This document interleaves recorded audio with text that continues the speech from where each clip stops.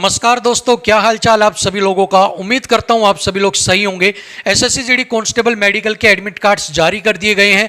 ऐसे में आपके कुछ डाउट्स भी यहां पर निकल कर आए हैं। सो आज की वीडियो में ऐसे ही टॉप 10 क्वेश्चंस के ऊपर हम बात करेंगे, जिसके बाद आपके सारे डाउट्स यहां पर क्लियर हो जाएंगे। तो चलिए बिना किसी देरी के वीडियो को स्टार्ट करते हैं। तो सवाल नंबर फर्स्ट यहां पर है, can we change medical date? क्या हम अपनी मेडिकल डेट को चेंज कर सकते हैं या नहीं? तो मेडिकल डेट को चेंज करने को लेकर यहां पर आपके पास दो कंडीशंस बनती हैं। एक कंडीशंस के अंदर आपकी चेंज नहीं हो सकती, लेकिन दूसरी कंडीशंस के अंदर चांस है कि आपकी चेंज हो जाए। फर्स्ट कंडीशन की अगर मैं बात करूं तो आपकी मेडिकल एडमिट कार्ड के साथ कुछ इंस्ट्रक्शंस आपको दी गई थी, जिसमें साफ साफ लिखा है कि आप अपने मेडिकल डेट को जो है वो चेंज नहीं करवा सकते और ना ही आपकी मेडिकल डेट चेंज की जाएगी। तो ऐसे में अगर उन इंस्ट्रक्शंस की अगर हम मानते हैं तो आपकी मेडिकल डेट यहां पर चेंज नहीं होनी चाहिए। बट कुछ कंडीशंस ऐसी आ जाती हैं जहां पर आपके एक साथ एक एग्जाम आ गया, मेडिकल आ गया, फिजिकल आ गया, मेडिकल आ गया। उस कंडीशन में क्या करें, वहां पर आपकी कंडीशन नंबर 2 जो है वो लागू होती है। इसके लिए आपको करना क्या होता है, आपको एक प्रूफ चाहिए होता है कि आपका कोई एग्जाम है। मान लो आपका ग्रुप डी का एग्जाम है जिस दिन आपका मेडिकल है, ठीक है। सो आपको अपने ग्रुप डी का जो एडमिट कार्ड है जो आपका आया है उसकी एक फोटोकॉपी और एक एप्लीकेशन लिखकर 2 दिन पहले आपका जहां सेंटर है, जहां पर आपका मेडिकल कंडक्ट करवाया जाएगा, जो एडमिट कार्ड में दिया हुआ है वहां पर आपको जाना होगा और वहां पर वो एप्लीकेशन और वो प्रूफ आपको सबमिट करवाना होता है। अगर आपका वो प्रूफ और वो एप्लीकेशन वो स्वीकार कर लेते हैं, एक्सेप्ट कर लेते हैं, तो आपकी बात बन जाएगी, आपको नई मेडिकल डेट वहां पर मिल जाएगी।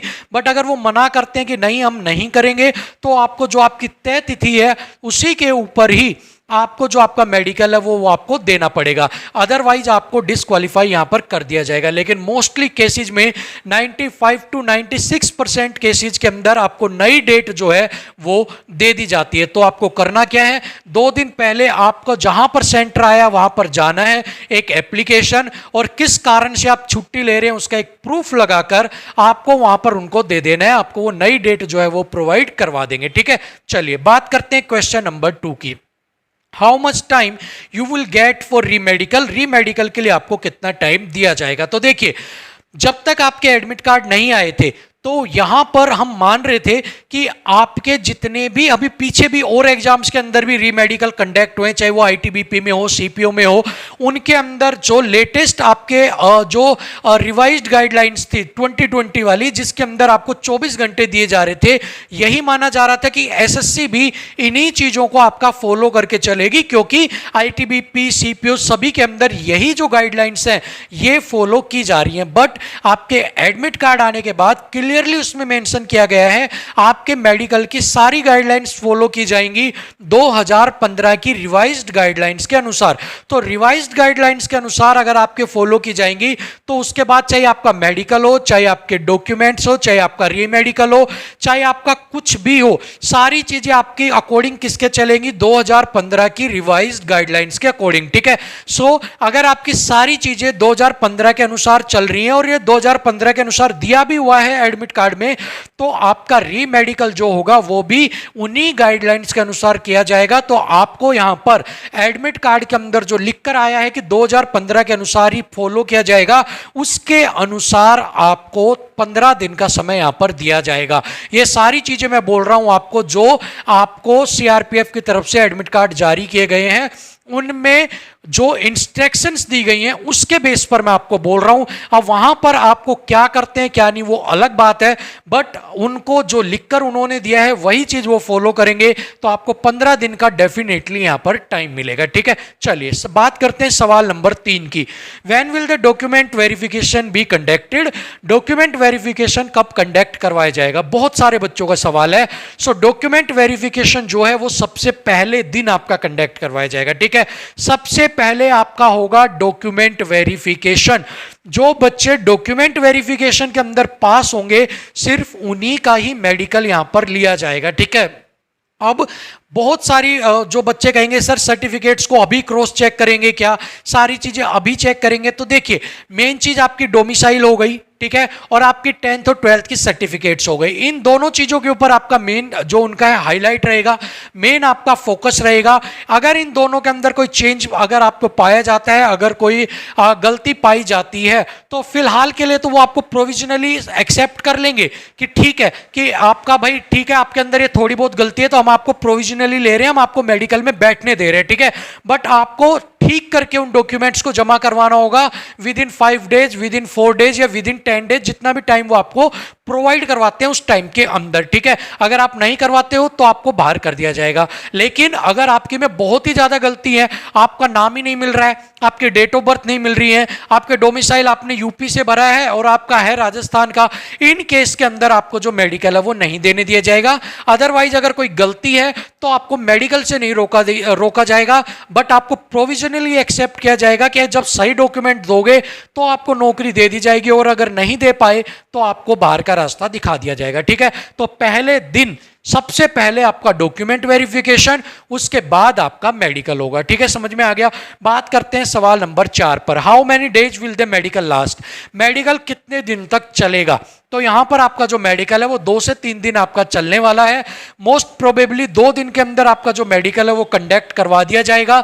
पहले दिन आपका करवाया जाएगा डॉक्यूमेंट वेरिफिकेशन, दूसरे दिन आपका करवाया जाएगा मेडिकल, ठीक है। कई बार कुछ कारण की वजह से आपका जो मेडिकल है वो 3 दिन भी चल जाता है। कैसे, मान लो आपका फ्राइडे को हुआ, ठीक है, या आपका सैटरडे संडे की छुट्टी आ गई, उसके बाद आपका मंडे का कंडक्ट करवाया गया, ऐसे में आपका 4 दिन का भी पीरियड हो गया, ठीक है। सो ऐसे में ये डिपेंड करेगा कि आपका जो मेडिकल है वो कब करवाया जा रहा है। मंडे को करवा रहे हो तो हो सकता है आपका ट्यूसडे को ही सारी चीजें क्लियर हो जाए, ठीक है। सो ऐसे में आपको 3 से 4 दिन का टाइम अपने साथ लेकर चलना है।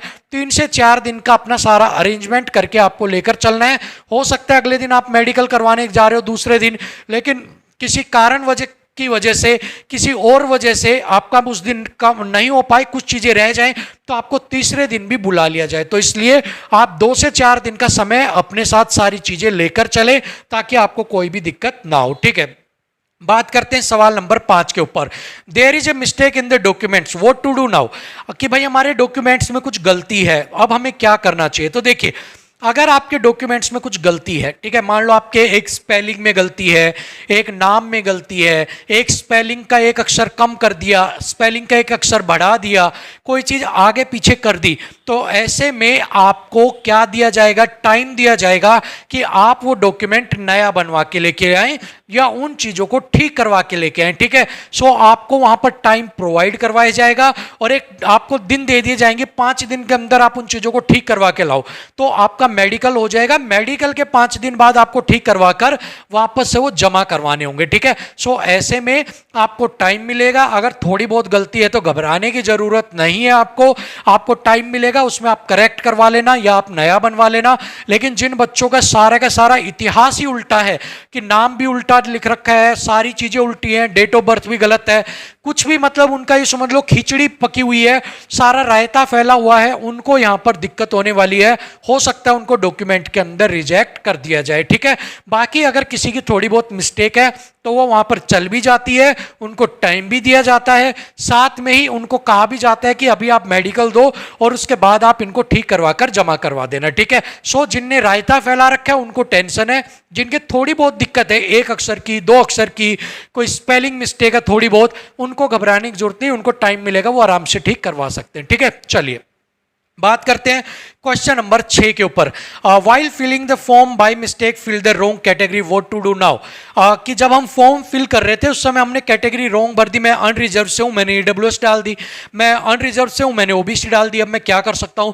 तो देखिए अभी आप कुछ भी नहीं कर सकते उस केस के अंदर, ठीक है, क्योंकि अभी जो आपका रिजल्ट है वो उसी कैटेगरी में आउट हो चुका है, ठीक है। मान लो आप ओबीसी कैटेगरी से आपका रिजल्ट आ गया, कट ऑफ आपकी अनरिजर्व की गई है 70 और जो ओबीसी की गई है 65, आपके नंबर है 66, आपने ओबीसी की कट ऑफ तो क्लियर कर ली है बट आप यूआर की कट ऑफ को क्लियर नहीं कर रहे हो। सो इस केस के अंदर आपको डायरेक्ट बाहर कर दिया जाएगा, कोई भी रहम दिली नहीं दिखाई जाएगी। अगर बात करते हैं, अगर आपके नंबर आए हैं मान लो 72, ठीक है, ओबीसी से रिजल्ट आया बट नंबर 72 है, आप अनरिजर्व की कट ऑफ को क्लियर कर रहे हो, तो कुछ चांसेस हैं कि आपको अनरिजर्व के अंदर आपके नंबर देखते हुए ट्रांसफर कर दिया जाए, बट डिपेंड करेगा कि जो आपका वहां पर अथॉरिटी है, जो आपके वहां पर चेक करने वाले बैठे हैं, वो क्या एक्शन उस समय में लेते हैं, ठीक है। बट अगर आपके मार्क्स कम है तो आपको रिजेक्ट ही किया जाएगा, और अगर आपके मार्क्स कुछ हैं अनरिजर्व से ज्यादा तो हो सकता है कि आपको मौका दे दिया जाए अनरिजर्व कैटेगरी के अंदर, ठीक है। चलिए बात करते हैं सवाल नंबर 7 फोटोग्राफ के बारे में। बहुत सारे बच्चे पूछ रहे थे सर जो हमने फॉर्म फिल किया था उस समय जो फोटो लगाई थी क्या वही लेके जानी है, सर हमारे पास 1 साल पुरानी है क्या वो ले जाए। तो देखिए क्लियर साफ शब्दों के अंदर एक बात बताता हूं, अभी 1-2 दिन के अंदर फोटोशॉप पर जाओ, ठीक है, एक नई फोटो क्लिक करवाओ 7 या 10 फोटो, और वही आपको लेकर जानी है लेटेस्ट, ठीक है। पुरानी फोटो फॉर्म पे क्या लगाई थी, घर में क्या पड़ी है, कोई भी पंगा नहीं लेना है, अपनी लेटेस्ट फोटो क्लिक करवाओ जैसे आप अब हो उस टाइम पर, ठीक है, और वही फोटो आपको लेकर जानी है। 4 फोटो लिखी हुई है कम से कम लेकर जानी, बट आपको कम से कम 7 फोटो लेकर जानी है। सो लेटेस्ट फोटो 12 तारीख से पहले अपनी फोटो क्लिक करवा लो और वही फोटो आपको लेकर जानी है। अब इसके ऊपर कोई डाउट नहीं होना चाहिए, ठीक है। चलिए बात करते हैं क्वेश्चन नंबर 8 के ऊपर। Do annexed certificates are required with caste certificates. भाई हमने कास्ट सर्टिफिकेट बनवा ली, ओबीसी हमारे पास, एससी एसटी है, ईडब्ल्यूएस है, तो क्या हमें एनेक्सर सर्टिफिकेट की जरूरत है? बिल्कुल भी नहीं है आपको, ठीक है। एनेक्सर सर्टिफिकेट का मतलब ही कास्ट सर्टिफिकेट है, जो आपकी बना के दी है वो तो उसको सिर्फ एक सैंपल दिया हुआ है कि उसके जैसा बनवाना है, आपको वो बनवानी नहीं है। अगर आपके पास ईडब्ल्यूएस सर्टिफिकेट है, ओबीसी सर्टिफिकेट है, एससी एसटी सर्टिफिकेट है, तो एनेक्सर सर्टिफिकेट्स आपको बनवाकर नहीं ले जानी है। और अगर आपके पास EWS, OBC, SC ST certificate नहीं है तो आपको एनेक्सर सर्टिफिकेट बनवानी है, ठीक है। तो जिनके भी पास आपका जो सर्टिफिकेट्स बनी हुई हैं ऑलरेडी, उनको एनेक्सर से कोई लेना देना नहीं है, ठीक है। एनेक्सर का मतलब यह है कि उसके अंदर पढ़कर देखो जो चीजें लिखी हुई है क्या आपकी सर्टिफिकेट में भी लिखी हुई है, सेंट्रल फॉर्मेट के अंदर आपकी होनी चाहिए, स्टेट गवर्नमेंट का नहीं होना चाहिए, ठीक है। एससी एसटी की जो सर्टिफिकेट्स होंगी वो स्टेट की बनी हो या सेंटर की बनी हो चलेगी, ओबीसी और ईडब्ल्यूएस जो है वो सेंटर की आपकी बनी हुई होनी चाहिए, ठीक है। समझ में आ गया। एनेक्सर की जरूरत उनको ही है जिनके पास कास्ट सर्टिफिकेट नहीं है, जिनने बनवा रखा है उनको कोई भी जरूरत नहीं है, ठीक है। बात करते हैं question number 9, what is the validation period of different caste certificate. Different caste certificates का वैलिडेशन पीरियड क्या होता है? ईडब्ल्यूएस सर्टिफिकेट्स एक फाइनेंशियल ईयर के लिए वैलिड होती है आपकी, ये मार्च 2031 के बाद 1 अप्रैल से लेकर 31 मार्च तक वैलिड होती है। मान लो 1 अप्रैल 2022 को बनवाई है तो वो आपकी 31 मार्च 2023 तक वैलिड होती है, एक फाइनेंशियल ईयर तक, ठीक है। बात करते हैं एससी एसटी सर्टिफिकेट, तो एससी एसटी सर्टिफिकेट आपकी वैलिड रहती है, वो एक्सपायर नहीं होती है। बात करें ओबीसी सर्टिफिकेट, ओबीसी सर्टिफिकेट जो आपकी होती है वो 3 साल के लिए वैलिड होती है। 2022 में अगर बनवाई है तो 23, 24, 25 वो 2025 के लिए आपकी वैलिड रहेगी, ठीक है। बात करते हैं डोमिसाइल के लिए, तो डोमिसाइल आपका वैलिड ही रहता है जब तक कि आप आपका राज्य, स्टेट, आपका डिस्ट्रिक्ट जो है वो चेंज ना करें, अपना पता चेंज ना करें। अगर आप एक ही पते पे एक ही जिले में रह रहे हैं और अगर आप चेंज नहीं कर रहे हैं तो आपका वही डोमिसाइल वैलिड रहेगा, उसकी कोई एक्सपायरी डेट नहीं होती है, ठीक है। चलिए last question, question number 10, can you change the post preference at the time of document verification और मेडिकल।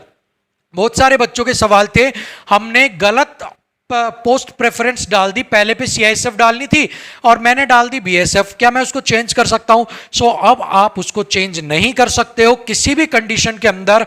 अब तो जो आपने पोस्ट प्रेफरेंस डाल दी उसी के बेस पर ही आपको नौकरी मिलेगी, अब चेंज करवाने के कोई भी यहां पर चांसेस आपके नहीं है, ठीक है। सो जो आपने डाली थी उसी के बेस पर ही आपको नौकरी दी जाएगी। पहले पर अगर आपने बीएसएफ डाली है तो बीएसएफ मिलेगी, सीआईएसएफ डाली है तो सीआईएसएफ मिलेगी। अगर पहले पे कट ऑफ क्लियर नहीं नहीं करते हो तो दूसरे पर अगर आपने बीएसएफ डाली है तो बीएसएफ मिल जाएगी, आईटीबीपी डाली है तो आईटीबीपी मिल जाएगी, जो भी आपने डाली है वो आपको मिल जाएगी, ठीक है। बट उसके अंदर चेंज आप नहीं कर सकते, ठीक है। सो ये थे हमारे टॉप 10 क्वेश्चंस। होप सो आपके सारे डाउट्स इनसे क्लियर हो गए होंगे। लेकिन अगर फिर भी आपका कोई डाउट रहता है, कोई समस्या अब भी है, तो कमेंट बॉक्स के दरवाजे आपके लिए हमेशा खुले हैं और हम उन कमेंट बॉक्स के अंदर जो भी आप कमेंट करोगे उनके ऐसे ही टॉप 10 वीडियो के क्वेश्चंस को लेकर एक वीडियो और बना देंगे, जिससे आप सभी के डाउट्स यहां पर क्लियर हो जाएंगे, ठीक है। सो आज के लिए वीडियो में इतना ही। कल मेडिकल गाइडलाइंस के ऊपर मोस्ट इंपोर्टेंट वीडियो आपके लिए आने वाली है। कंप्लीट 2015 को हम एक बार देखेंगे क्या कुछ है क्या कुछ नहीं है। तब तक के लिए स्टे ट्यून्ड, चैनल को सब्सक्राइब कर लीजिए। थैंक यू सो मच, नमस्कार।